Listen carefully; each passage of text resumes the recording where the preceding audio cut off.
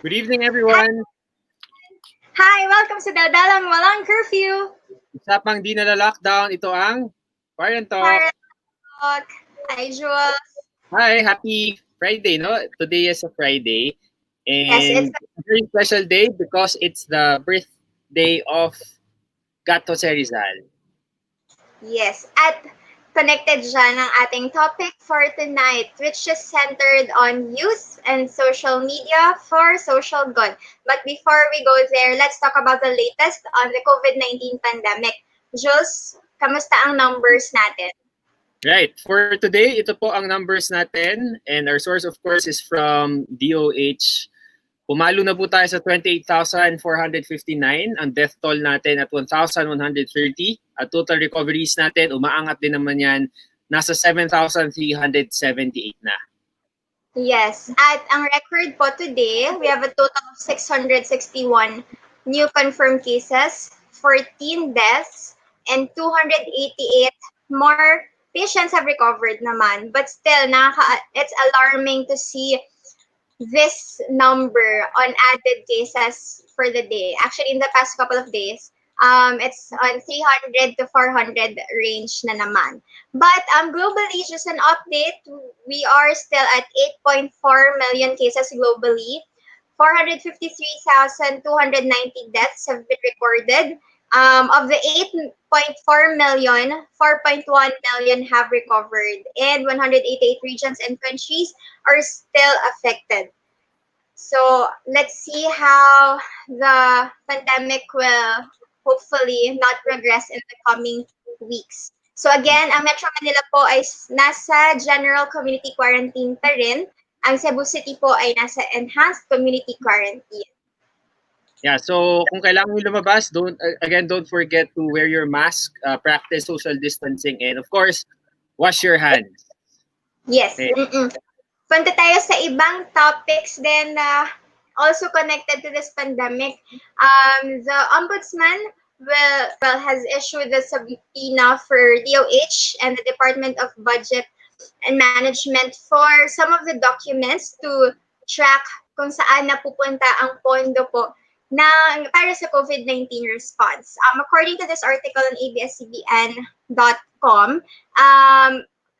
nearly 200 billion pesos was allocated now for cash aid to millions of poor Filipino families who lost livelihood because of the lockdowns and the virus. That's according to DBM. Pero papaimbestigahan pa rin kung saan ba talaga napunta yung pondo ng gobyerno para sa COVID-19 response. So abangan din po natin yan. Meanwhile, DOH said nakababa daw ng morale ng employees ng DOH itong mga nangyayaring probe, especially against Secretary Duque. So I think it's also distracting them from the work that they're supposed to do, but it's an accountability that we should still be mindful of. Tingnan natin kung ano magiging progress ng investigation na ito ng Ombudsman. Jules? Yeah, in any case, due process din naman yung pagaganahin dito. So, abangan na lang natin kung ano yung magiging resulta niyan. And of course, the Ombudsman is requesting for their cooperation para hindi na rin magkaroon ng complications. Okay, up next sa ating mga balita. Okay, trending din po ito na balita. Pumanaw na po si Danding Cojuangco sa edad na 85 years old. Okay, nagsilbing chairman at CEO si Cojuangco ng San Miguel Corporation sa mahigit na 22 years. Kinumpirma ito ng San Miguel Corporation ang pagpanungan ni Cojuangco kinagabihan ng June 16 dahil daw ito sa pneumonia at heart failure. Pinamunuan din ni Cojuangco ang National People's Coalition. At trivia, alam niyo ba na tumakbo rin siya sa pagka-presidente, ngunit natalo kay Fidel Ramos noong 1992. Isa sa mga malaking issue na bumabalot sa kanya noon, nung buhay pa siya, ay ang issue ng Coco Levy. Yes. So, the business community, are mourning also his passing. It's been 3 days, but yeah, nandyan pa rin they still have a private week. So, yeah. And we go to another hot topic Kanina now. lang. bago, oo. Nagsampa po ng pangalawang kaso ng cyber libel ang businessman na si Wilfredo Keng laban sa journalist and Rappler CEO Maria Ressa. Ilang araw po yan mula na guilty verdict na pinataw ng korte kay Maria Ressa dahil dun sa 2014 article ng Rappler. Dahil sa typographical error na kanilang, they tried to correct it, but then it caused to this case against them. So nagsampa po ng bagong kaso ng cyber libel si Keng, bukod pa doon, patungkol naman sa tweet ni Ressa noong February 15, 2019. Laman ng tweet ang screenshots ng 2002 article ng Philippine Star na nagsasangkot kay Keng sa murder ng isang dating konsehal. Tinanggal na po ng Philippine Star ang article na yon matapos ang pag-aresto kay Ressa noong February 19 dahil sa bantang legal action tungkol dun sa article na yon. Pero yun nga, naharap po si Ressa ngayon at si Rappler editor Reynaldo Santos Jr. sa 6 na buwan hanggang 6 taon na pagkakakulong for the first case of cyber libel. At iba pa po itong second case ng cyber libel. Jules. Yan. So, sunod na yung mga cases na binabato particularly on cyber libel. So, nakakatakot pero yun nga, tingnan natin kung paano usad to. And again, this is just one of the many cases na isinampa laban sa Rappler. And Jules, lilinawin natin ha, para masabi natin yung side ni Wilfredo Keng. Sabi niya kasi itong mga articles na to at yung mga tweets na ito ay nakakasira sa kanyang reputation.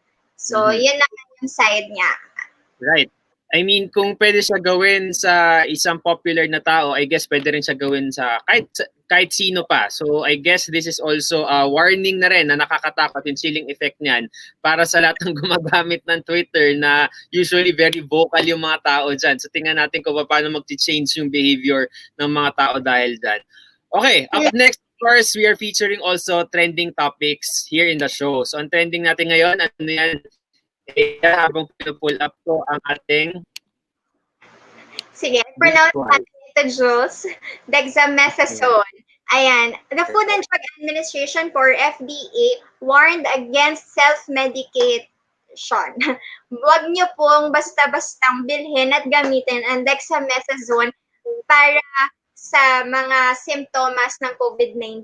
So, sabi ng FDA, I will read, unsupervised use of dexamethasone could lead to immunosuppression or impairment of the body's ability to fight infection. So, mas mapapahina pa niya lalo yung katawan natin in fighting against infection. Also, there would be gastrointestinal bleeding and ulcers. There could be electrolyte imbalance. It can cause osteoporosis, muscle weakness, and poor wound healing. And also, prolonged use can suppress growth among infants and children and can lead to obesity. Dexamethasone can also cause withdrawal symptoms such as hypotension, shock, and coma. So, ayan. Again, ito po ay isang prescription drug. And in case may makita po kayong nagbebenta ng dexamethasone, you can report it to FDA and to FDA. Right. Ayan, you can also read the article about it on news.abs-cbn.com.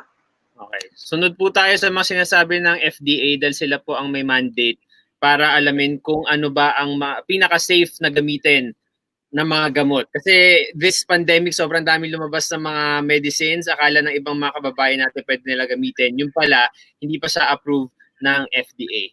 Okay, so once again, today is the birthday of Jose Rizal and somehow we are relating that to the meat of our topic tonight kasi puro kabataan din yung mga kasama natin. Pero pakita lang natin to quickly, itong material na to from the 2030 Youth Force in the Philippines. Ayan, so kabataan, tara't ating isa katuparan, tayo ang pag-asa ng bayan, walang paligsahan, walang palakasan, tanging bayanihan, para sa perlas ng silangan. Yan ang panawagan ng 2030 Youth Force in the Philippines. Okay, ano ba pag-usapan natin tonight?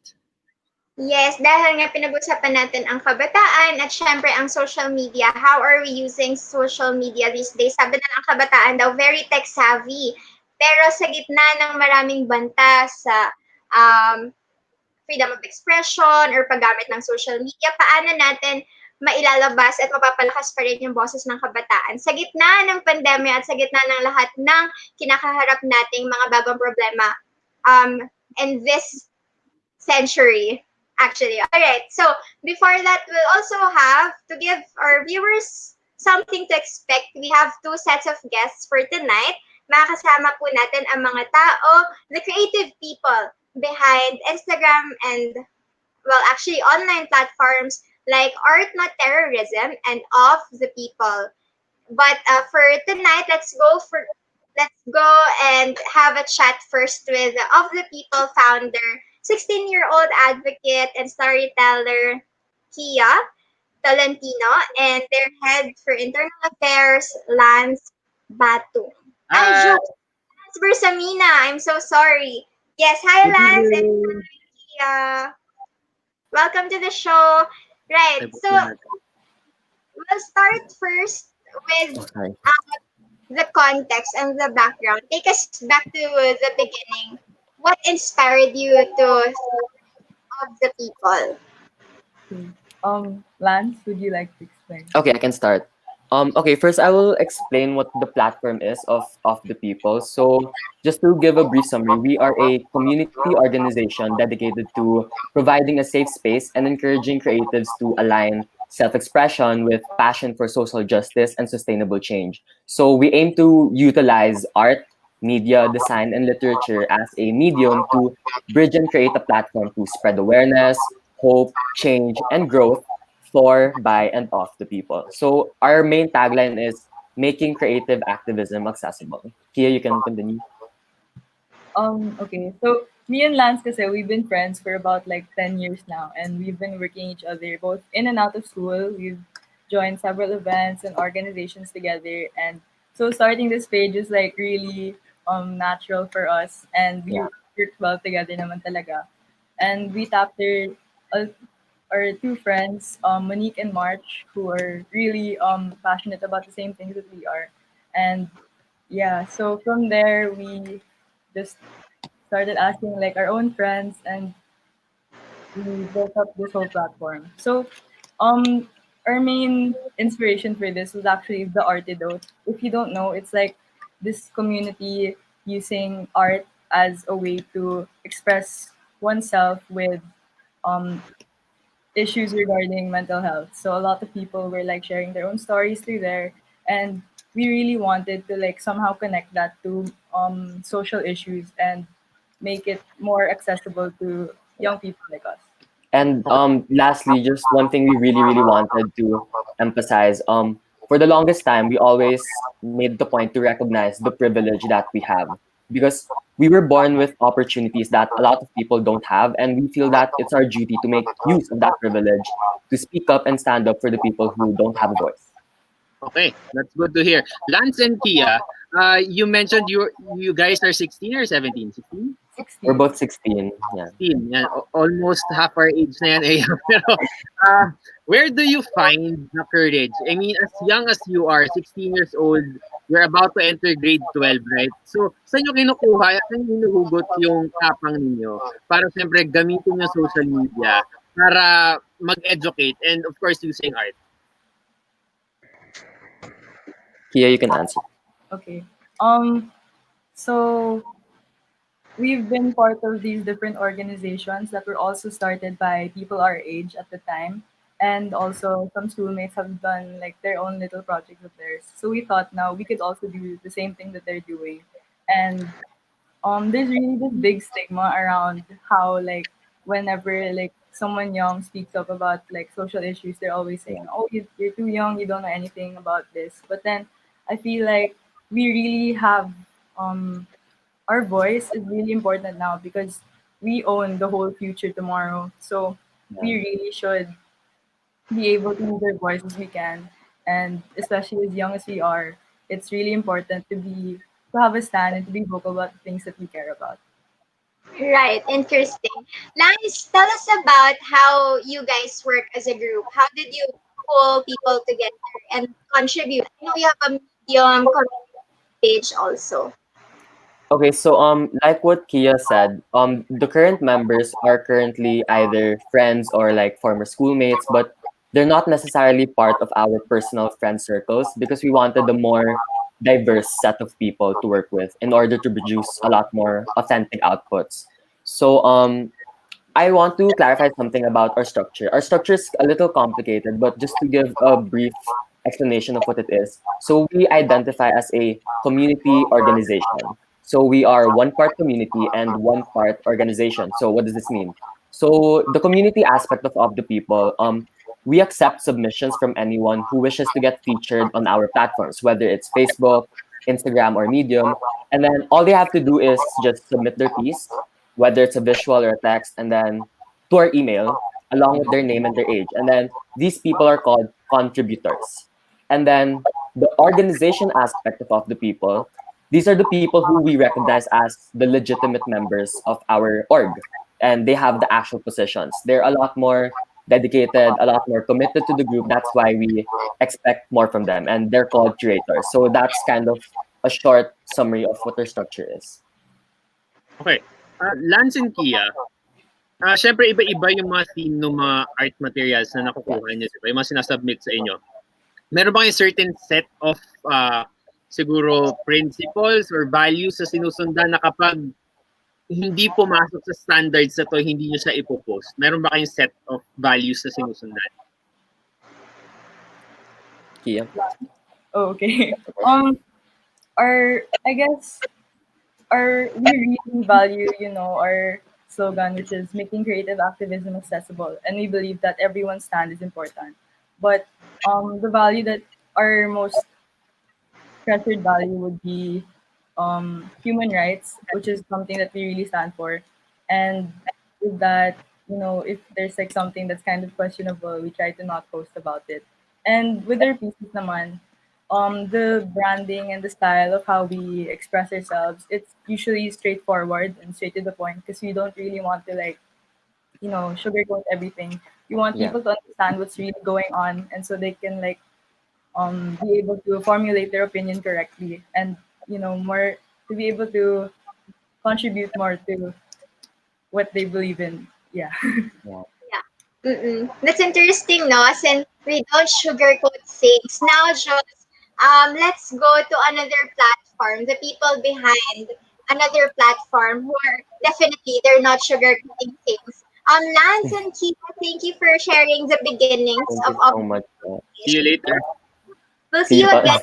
again, and we'll discuss more about how we're using social media. But for now, let's call our friends from Art Not Terrorism. We have with us Tony Batang and Jessie Roasa. Hi, girls. Good evening. Jessie.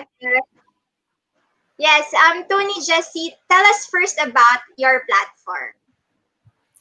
Okay, so I'll start na lang to tell everyone about Art Not Terrorism. Art Not Terrorism is an online resource that makes different visual media available for public use as an act of protest. So what I mean by that is we have everything from photos like posters, videos, GIFs, traditional art that's submitted to us, and the volunteers who submit that to us, the artists who submit that to us, give that so that we can post it so that anybody who wants to take that media, because all of that is up in a gallery, a Google Drive that's available for everybody to download so that they can use that as an act of protest. This actually started kasi with the anti-terrorism bill. So that's our call to action is really about that. Most of this art is about that and the other relevant issues today. So yon, two-pronged siya. It's to empower artists and to encourage them to use their medium to talk about causes that they believe in. And then on the other hand, it's to enable mga ordinaryong mamamayan katulad natin to express their dissent online through these different beautiful contributions that are given to us, shared with us. Online at offline. Pwede din. Pwedeng Tama. i-print. Tama.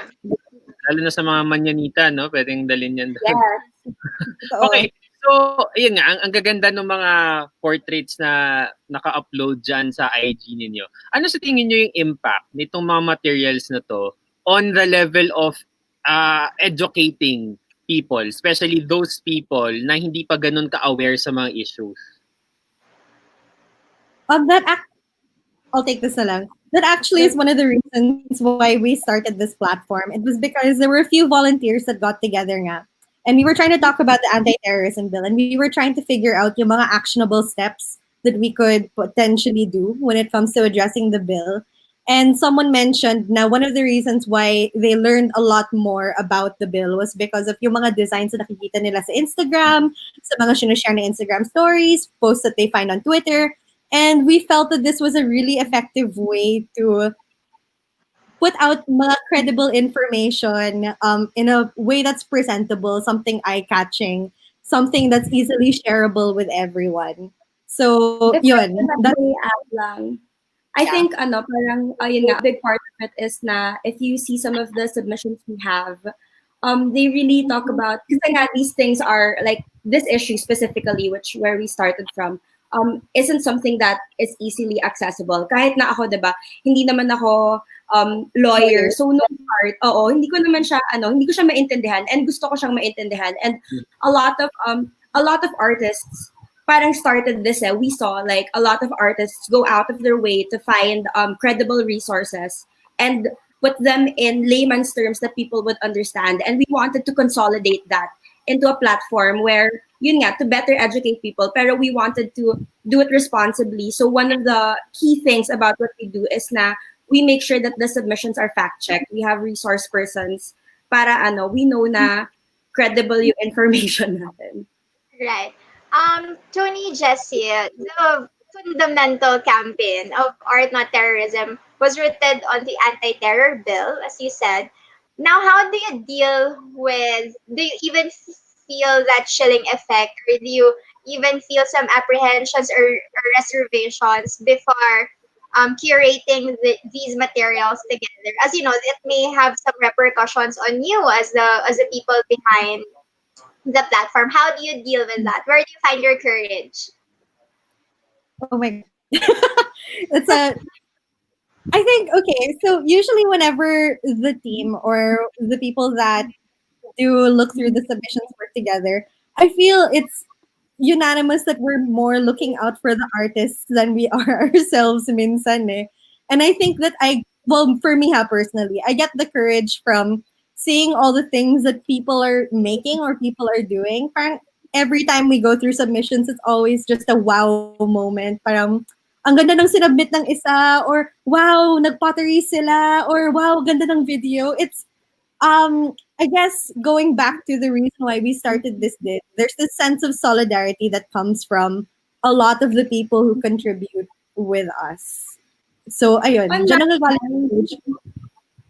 Ako, I'll admit naman that like, I mean, diba, you're brave if you're scared. So ako, I was scared, honestly. Like when we started it, I was scared. I was super praning. Like, is this really something that we want to do? Pero it felt like something that, I guess the courage came from feeling like it was something I needed to do. Feeling like it was something that I needed to do. Like very personally, I have a sister who is the age of Sila, Kia, and Lance. And they remind me so much of her, and she's very vocal about these things also. And I didn't, parang, dun siya nanggaling. I didn't want her to live in a situation where she wasn't allowed to be that way. And when we go through submissions and we see artists who say na, kasi they're allowed to be anonymous, they're allowed to submit anonymously. That was one of the reasons why we put up the platform, is because we wanted to look after their safety. People who are afraid to speak up but want to use their medium to say something. And when some of them say things like that, na parang sorry if I choose to be anonymous, but I'm scared. Parang you realize na the reason why we're doing this is because we don't want this to be the kind of situation that we find ourselves in. Like, this is exactly the situation that we're fighting against. Right. Okay. So now, Aya and girls, it's about time na join forces tayo kasama yung isang page. And of course, we have a set of questions para sa inyong dalawa. Ipasok natin ulit from Of the People. We have Kia and Lance. Hi. Hello po. Bye. Okay. Okay, ayan. So, same approach yung ginagawa ninyo, but of course, different networks yung meron kayo. Now, ano yung next level na iniisip ninyo? Kasi syempre, yung mga portraits na yan, di ba, naka-upload yan sa mga social media ninyo. Do you have other plans, especially kapag hopefully natapos na yung pandemic, do you plan to level it up? Yeah, from ano muna, of the people. Okay. What you were planning talaga, like, because we've been planning this project since like 2019 pa, but then it was only able to like have a stable structure now, like when we had time during the quarantine.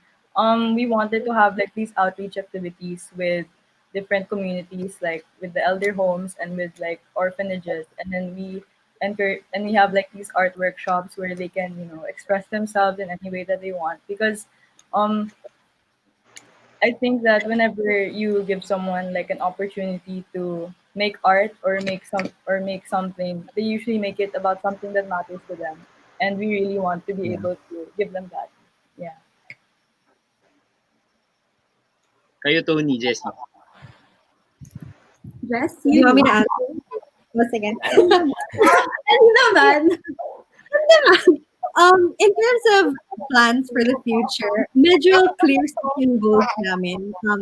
Well, as Art Not Terrorism stands, we don't want the anti-terror bill to be passed as is, which is essentially our goal. So looking past that is medyo up in the air for us. Kasi yan yung specific goal namin and we have a crunch period of 20 days pa if Duterte signs or vetoes the bill. So that's our trajectory for now. Mm-hmm. Mm-hmm. All right. So before we go, guys, what was some, maybe you can share some very glaring realization, very surprising realization that you've had since starting your platforms? Any feedback or stories that you've heard from other young people like you submitting their stories and writing articles, actually, as with the case of the people?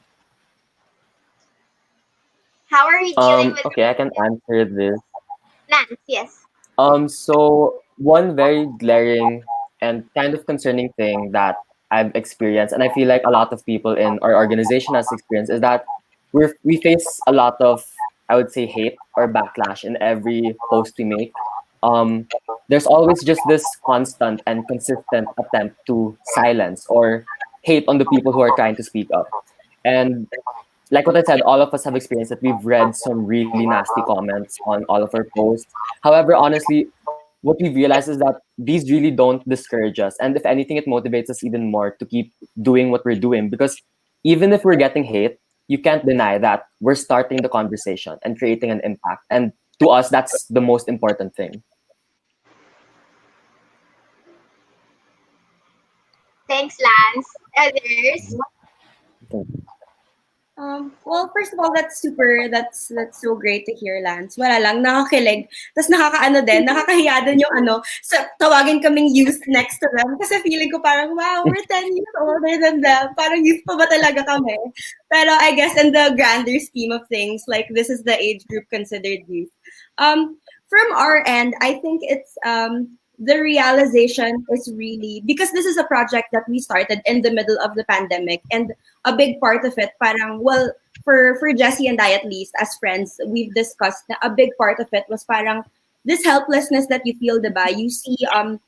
You see things panning out in our country, very alarming things, but because of the very unique situation of the pandemic, there was a time that it really felt like, what is there that you could do from your house, diba? You couldn't leave your house.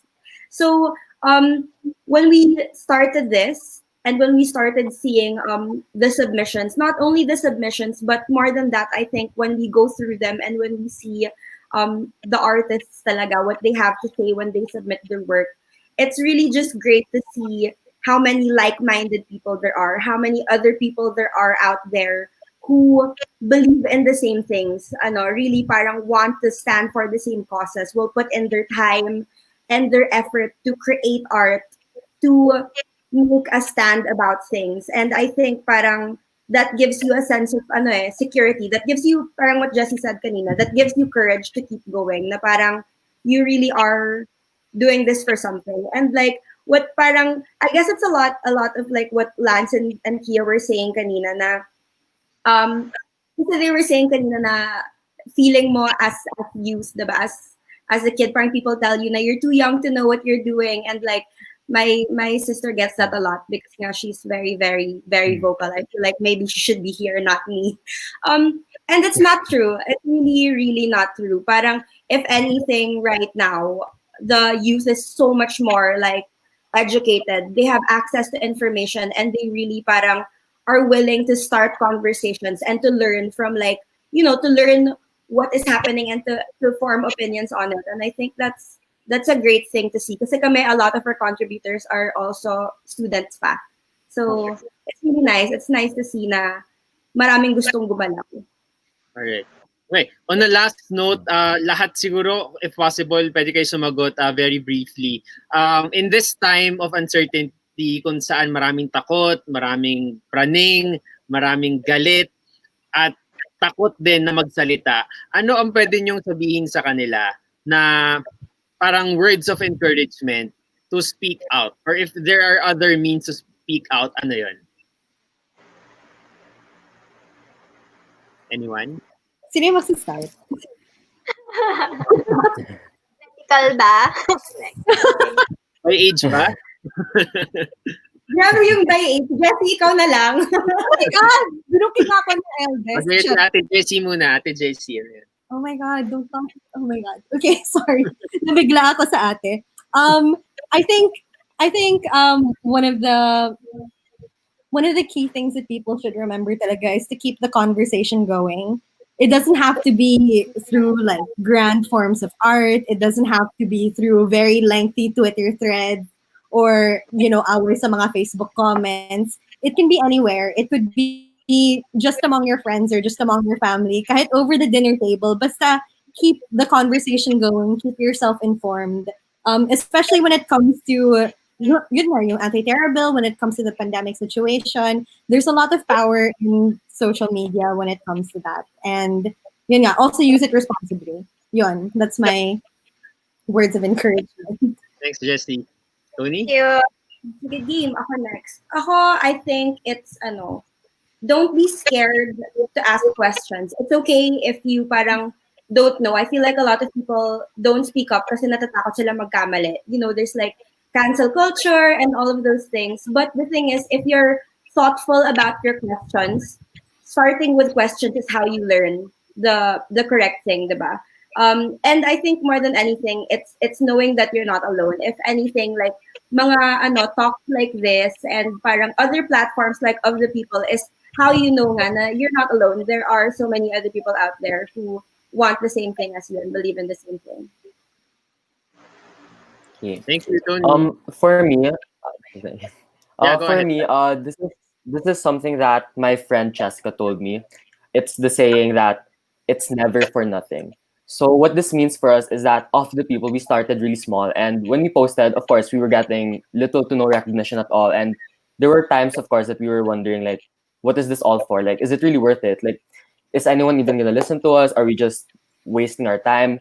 And then there was this one day where we got recognized by Rappler. And then this, the post that got recognized by Rappler got so many positive comments and shares and talking about how it's so amazing how someone as young as 16 and 15 are making all of these, they're really trying to make use of their voice no matter how young they are. And that's what really inspires us. And that's what really makes us, that's what gives us the motivation to keep on going, to keep on encouraging and inspiring other people, no matter what we face, no matter how many people oppose us. Thanks, Lance. Thank you, Lance. Kia? Okay, so we got this one comment before. Someone is like, "Oh, I don't like the word activism. It has like a negative connotation," and we know that the words activism and using the words revolutionary, they have like really deep meanings, and that they require like a lot of commitment and dedication. It's more than just like speaking up. It's putting your whole heart and everything into what you believe in. And we really don't want to take this for granted and definitely not downplay the efforts of other people.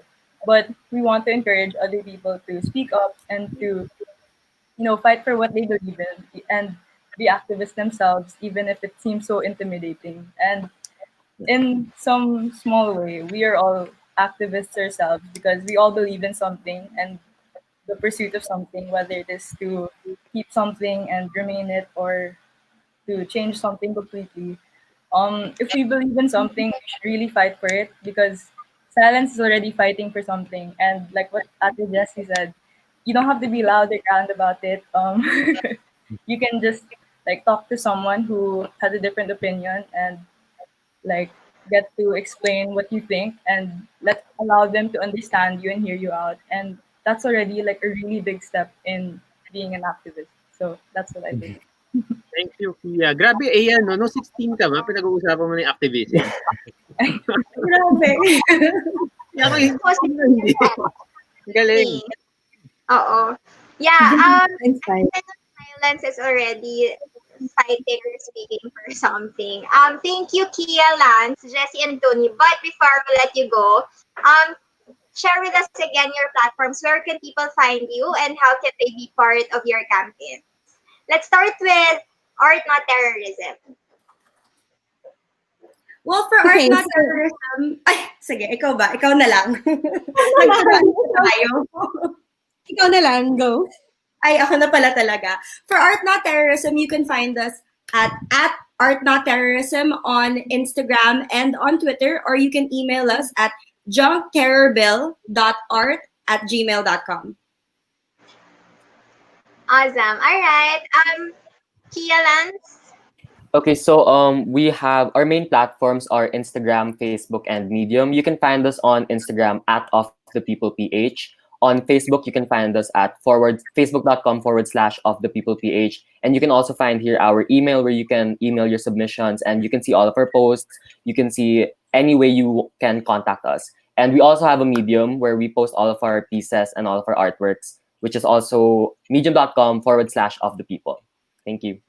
Thank you so much, guys. Maraming salamat sa pagbahagi ng inyong experiences and for inspiring all of us. Nakaka-refresh actually, no, na marinig lalo na from the, anong generation na nga tawag sa kanila?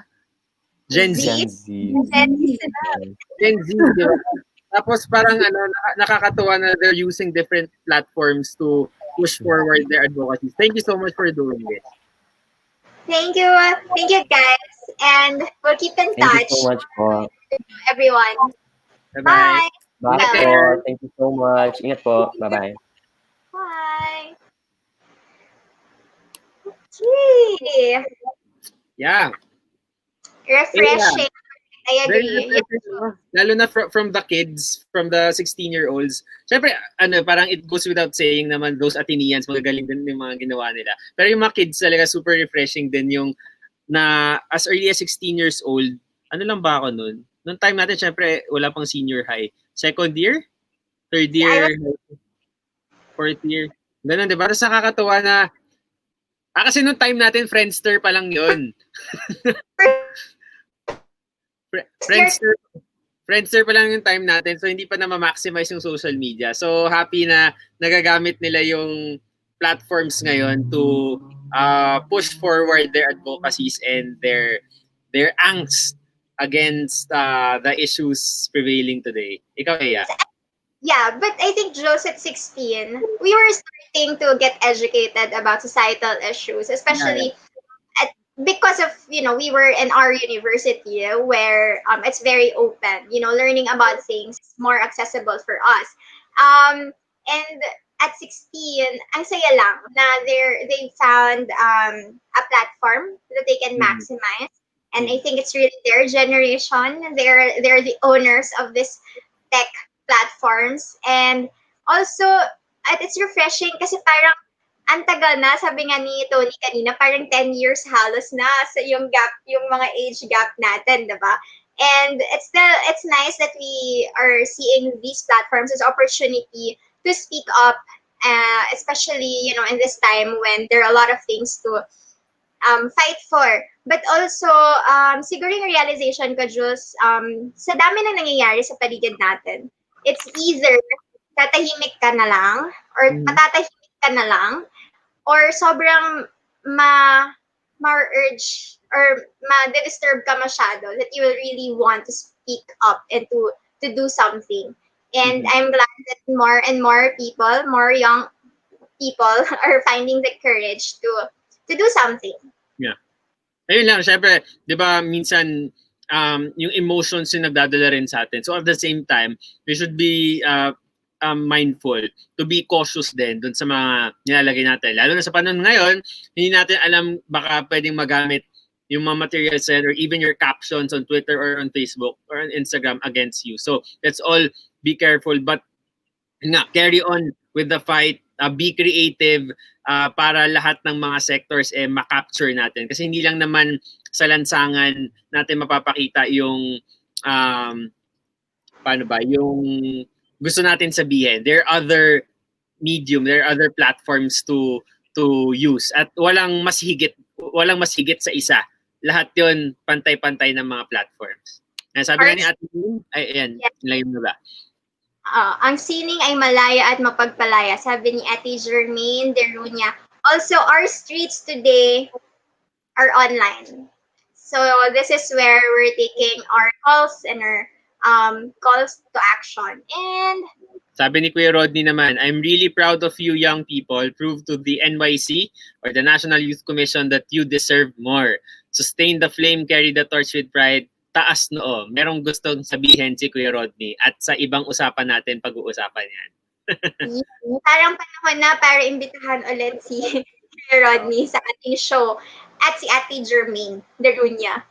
Thank you everyone for joining us in another episode of QuaranTALK. But before we go, ay imbitahan muna namin kayong sumala sa pag-aambag dahil lagi tayong hinahanapan ng ambag.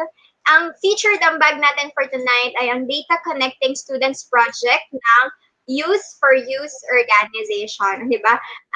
Their aim to raise funds to support students in their online classes. Di ba? Mahirap po ngayon ang pag-connect sa internet, hindi po lahat nakaka-access ng mabilis sa mga learning platforms and materials. So this group aims to address that.